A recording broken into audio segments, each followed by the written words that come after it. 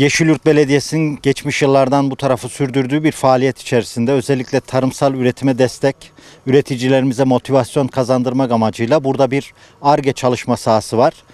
Gerek peyzaj amaçlı gerekse de tarımsal üretim deneme ve üreticilerimize motivasyon kazanma amaçlı faaliyetler yürütüyor. Kırsal alanlardaki üreticilerimizin motivasyonunu artırmak, bunlara destek vermek amaçlı yapmış oldukları bu faaliyetlerden dolayı kendilerine ve Sayın Başkanımıza ve ekibine teşekkür ediyoruz. Kırsal alanda boş arazileri en iyi şekilde değerlendirme yolunu seçtiğinden dolayı bundan dolayı teşekkür ederiz. Çünkü çiftçilerimize bir örnek teşkil etmektedir. Buradaki çalışmaların, Ar-Ge çalışmaların çiftçilere bir örnek oluyor. Bu Türkiye'mizdeki ve ülkemizdeki, Malatya'mızdaki boş arazilerin en iyi şekilde değerlendirilmesi lazım.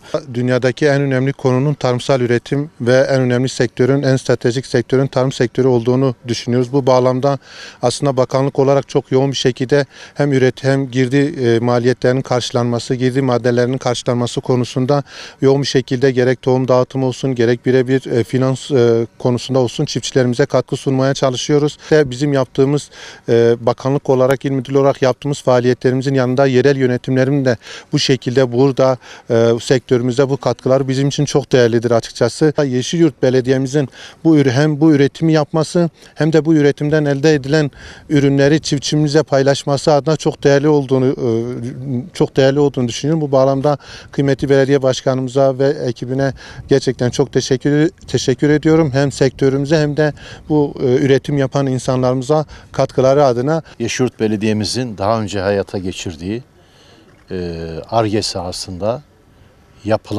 üretilen arpa üretiminin hasat töreni nedeniyle bir aradayız. Burada yaklaşık 140 dönümlük alanda belediyemiz Ar-Ge sahasında arpa üretimi yapmakta ve bu arpayı çiftçilerimize bedelsiz olarak vermekte. Bildiğiniz gibi tarım, ziraat insanlığın ilk döneminden beri insanlık için çok kıymetli bir alan olarak bilinmektedir.